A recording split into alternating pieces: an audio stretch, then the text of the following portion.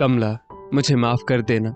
तुम भी सोचती होगी ना कि जीवन की कितनी ही संध्या बीत गई, पर मैं आज तक तुम्हें कभी कोई उपहार नहीं दे सका।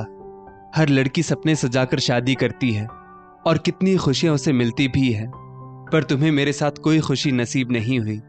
एक मास्टर की जिंदगी में रखा ही क्या था, पर तुमने तो मेरे छोटे से घर में रहकर भी कभी कुछ शिकायत नहीं की, बल्कि बच्चों के पालन पोषण में अपनी पूरी जिंदगी बिता दी। यहाँ तक कि अपने माँ बाप से जो थोड़े बहुत गहने तुम्हें मिले थे, वो भी मेरी परेशानी दूर करने में बिक गए, और मैंने आज तक तुम्हें दिया ही क्या। तभी तो आज तक तुम्हारा गला सूना है। काले धागे से तुम अपने सूने गले को छुआ तो लेती हो, पर उस सूने गले को देख मेरा मन बहुत रोता है। बस अब एक ही ख्वाहिश बच गई है कि जाते जाते तुम्हारे गले में फिर से सोने की चेन डाल सकूं, तो चैन से आंखें बंद कर पाऊंगा। उदास शंभुनाथ जी अपनी पत्नी कमला जी से कहते हैं। कमला जी बोली, किसने कहा आपसे कि मेरा गला सूना है? अरे, काले मोती से गले को सजाओ या काले धागे से, क्या फर्क पड़ता है? और आपने मुझे जो प्यार और सम्मान दिया, वो क्या कम था? मेरे नसीब में जो था वो मुझे मिला। बस दुख तो इस बात का है कि अपने दोनों बच्चों की जो मैंने परवरिश की, शायद उसमें कोई कमी रह गई।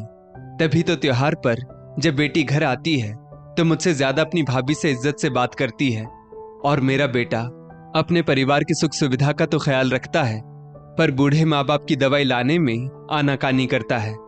खैर, कोई बात नहीं, मुझे अब किसी से कोई शिकायत नहीं। पर अचानक से आज आपको सोने की चेन की याद कैसे आ गई, और आप इतने बेचैन क्यों लग रहे हैं? कोई बात है क्या? शंभुनाथ जी बोले, नहीं नहीं, कोई बात नहीं है। वो आज गर्मी ज्यादा है ना, शायद इसीलिए नींद नहीं आ रही। तुम सो जाओ, मैं थोड़ा पानी पी लेता हूं। इतना कहकर शंभुनाथ जी ने घड़ी की ओर देखा तो रात के 1 बज रहे थे। वो धीरे से पलंग से उठे और अपने फोन में देखा तो 21 नवंबर आने में अभी 2-3 महीने बाकी थे। दरअसल 21 नवंबर को शंभुनाथ जी और कमला जी की 50वीं सालगिरह थी, पर किसी को शायद याद ना था, और इधर शंभुनाथ जी के दिमाग में कुछ तो चल रहा था। रात से सुबह हो गई। शंभुनाथ जी ने सुबह टहलते हुए घर का सामान, दूध, सब्जी सब लेकर रसोई में रखा और बड़बड़ाते हुए बोले, 50 साल होने को आए हैं, अब तक मैंने अपना वादा नहीं पूरा किया, पर इस बार तो अपना वादा पूरा करना ही होगा। अब चाहे जो हो जाए, कमला के गले में एक पतली सी चेन तो डालूंगा जरूर, पर पैसों का इंतजाम कैसे करूं?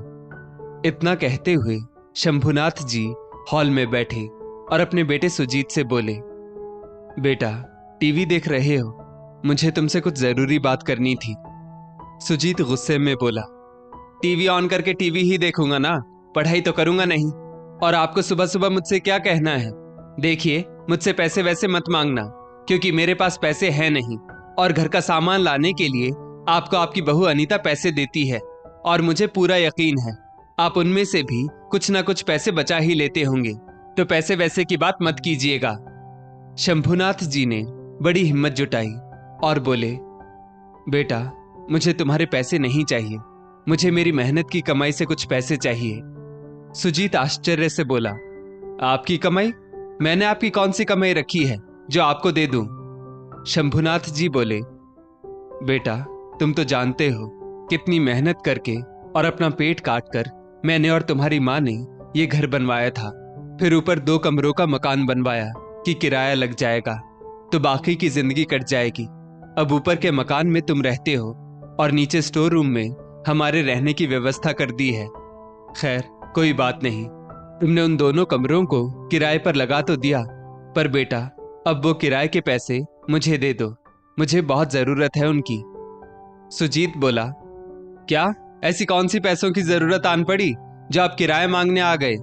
और क्या आप दोनों इस घर में नहीं रहते, खाना नहीं खाते या पंखे के नीचे नहीं सोते? मैं अकेला कमाने वाला हूँ, अगर घर के किराए से मेरी थोड़ी मदद हो जाती है तो आप दोनों को मिर्ची क्यों लग रही है? और सबसे जरूरी बात, आपको पैसे क्यों चाहिए? शंभुनाथ जी ने इधर उधर देखा और बोले, बेटा सुजीत, मैंने और तुम्हारी माँ ने अपने जीवन भर की पूंजी इस घर में और तुम दोनों भाई बहन की पढ़ाई में ही लुटा दी। मैं आज तक तुम्हारी माँ को कुछ नहीं दे पाया, वो बात यह है कि कुछ महीने बाद हमारी 50वीं सालगिरह आ रही है, तो मैंने सोचा कि कमला को छोटी सी खुशी दे दूं। हमारी वजह से उसका गला हमेशा सूना रहा है। हमारे लिए उसने अपने सारे जेवर जो बेच डाले, तो अब उसे एक सोने की पतली सी चेन दे दूं तो समझूंगा जीवन सफल हो गया। बस इतनी सी बात है।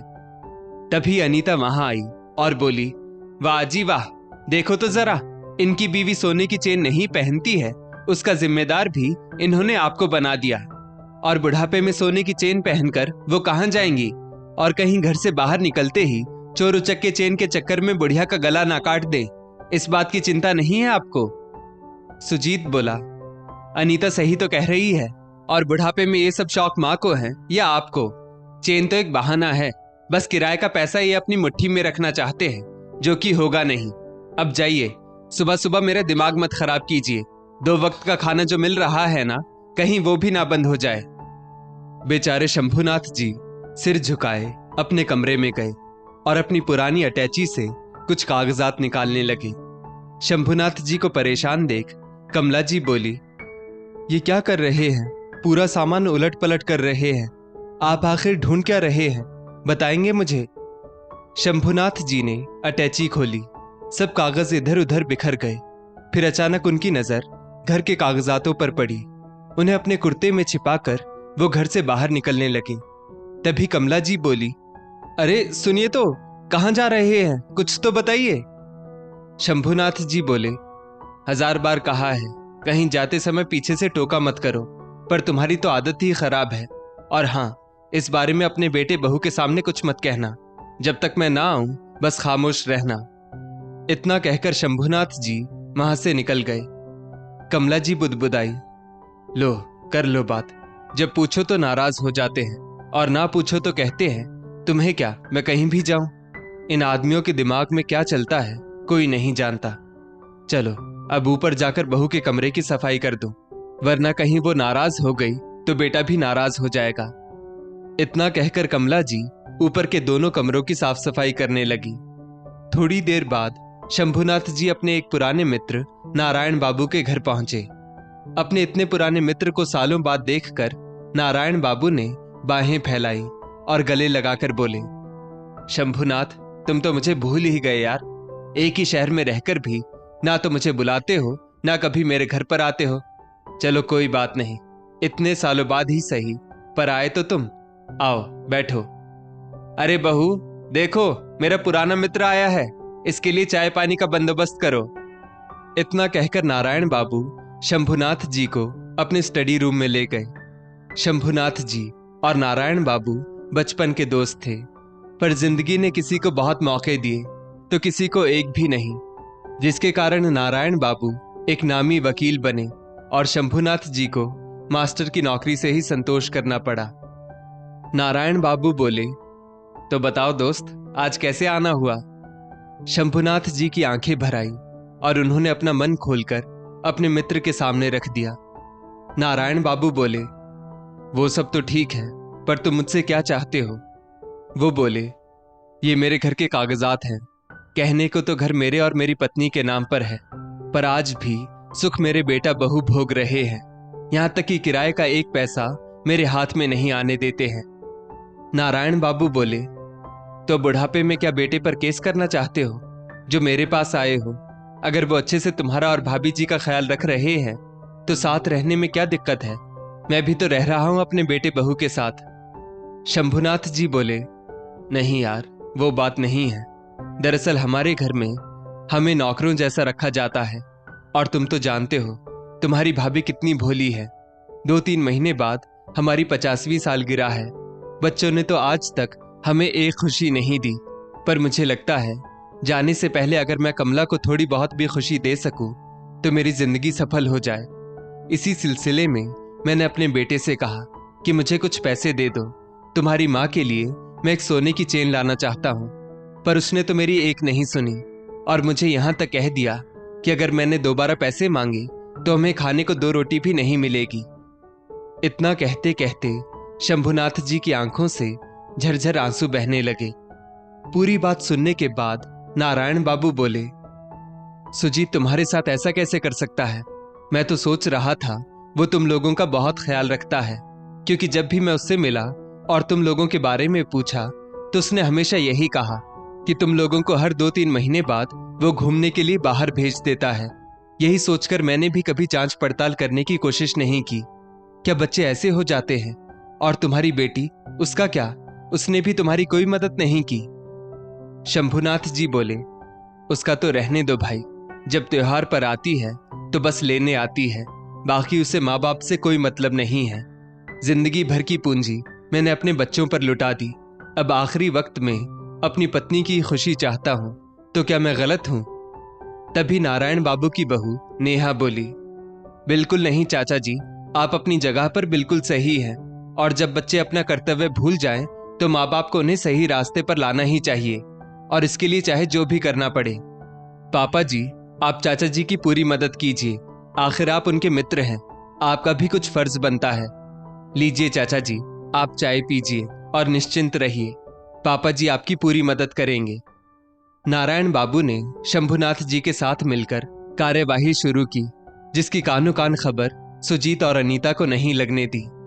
करीब 15-20 दिन बाद शंभुनाथ जी ने बेटे बहू के सामने अपनी बात रखी और कहा, मुझे तुम्हारी माँ के लिए 1 तोले की सोने की चेन खरीदनी है, तो वो पैसे तुम दे दो, या फिर आज तक जो किराए के पैसे आए हैं वो दे दो। कमला जी अवाक सी शंभुनाथ जी को देखने लगी और बोली, ये क्या कह रहे हैं? क्यों अपना बुढ़ापा खराब कर रहे हैं? मुझे नहीं चाहिए सोने की चेन। शंभुनाथ जी बोले, तुम चुप करो कमला, आज तक तुमने लिया ही क्या और मैंने तुम्हें दिया ही क्या? जिंदगी भर की पूंजी तो बच्चों पर लुटा दी। अब आखिरी वक्त में अगर मैं तुम्हें कुछ खुशी देना चाहता हूं तो क्या मैं गलत हूं? अनीता गुस्से में तमतमाती हुई सामने आई और बोली, ये मुंह और मसूर की दाल, ये बुढ़िया सोने की चेन पहनेगी?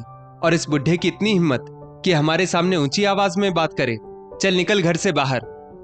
अनीता के इतना कहते ही कमला जी को बहुत गुस्सा आया और उन्होंने एक जोर का थप्पड़ अनीता को जड़ दिया और बोली, बहुत लिहाज करती रही, पर अब नहीं।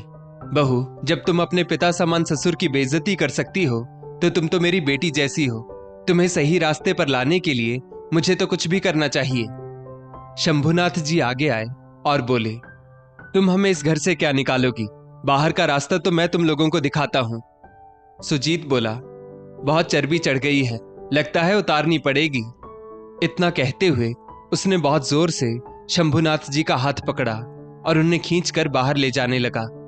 तभी शंभुनाथ जी ने दूसरे हाथ से पलटकर एक जोर का थप्पड़ लगाया और बोले, नालायक, तेरी इतनी हिम्मत, रुक, तेरा बंदोबस्त तो मैंने किया हुआ है।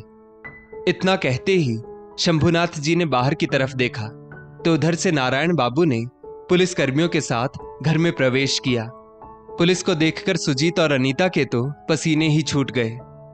देखते ही देखते पुलिस के सामने दूध का दूध और पानी का पानी हो गया।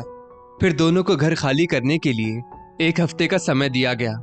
बेटी को जब इस बात की खबर मिली तो वो भागी भागी मायके आई और अपने माता पिता के साथ होने का झूठा नाटक करने लगी। तो कमला जी ने कहा, मुझे तुम जैसी बेटी की कोई जरूरत नहीं जो मौका परस्त हो। सच कहते थे तुम्हारे बाबूजी, अगर अपने बारे में नहीं सोचा तो तुम जैसी औलाद तो कभी हमारे बारे में नहीं सोचेंगी। तो चली जाओ यहां से और कभी दोबारा मत आना। 1 हफ्ते बाद सुजीत और अनीता को घर खाली करना पड़ा।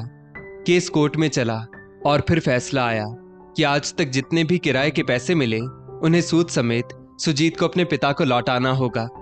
अब किराएदार शंभुनाथ जी के हाथ में किराया देते थे, तो दोनों दंपति अपने मन मुताबिक अच्छा खाते और अच्छा पहनते थे। देखते देखते 3 महीने बीत गए। शंभुनाथ जी कमला जी के लिए एक सोने की चेन खरीद कर लाए और उन्हें पहनाते हुए बोले, अपनी सारी गलतियों के लिए आज मैं तुमसे क्षमा मांगता हूं और जो बची हुई जिंदगी है उसमें तुम्हें कभी कोई कष्ट नहीं होने दूंगा, ये वादा करता हूं। कमला जी की आंखें भर आई। वो बोली, मैं भगवान से प्रार्थना करूंगी कि अगले 7 जन्म में भी गरीबी हो या अमीरी हो, पर मुझे जीवन साथी के रूप में आप ही मिले। चलिए आज मंदिर चलते हैं, उस भगवान का भी धन्यवाद करते हैं, क्योंकि बच्चों की खुशी देखने के चक्कर में हमने अपनी खुशी भगवान से कभी साझा ही नहीं की। वो दिन और आज का दिन। नारायण बाबू की मदद से दोनों दंपति अब अपने पैसों से जरूरतमंदों की मदद करते थे और मतलबी रिश्तेदारों से दूरी बनाए रखते थे और एक दूसरे की खुशी का पूरा ख्याल रखते थे। दोस्तों, इस स्टोरी को लेकर आपकी क्या राय है? नीचे कमेंट करके जरूर बताइएगा और ऐसी ही और भी बेहतरीन वीडियोस के लिए हमारा पेज जरूर फॉलो करें। धन्यवाद।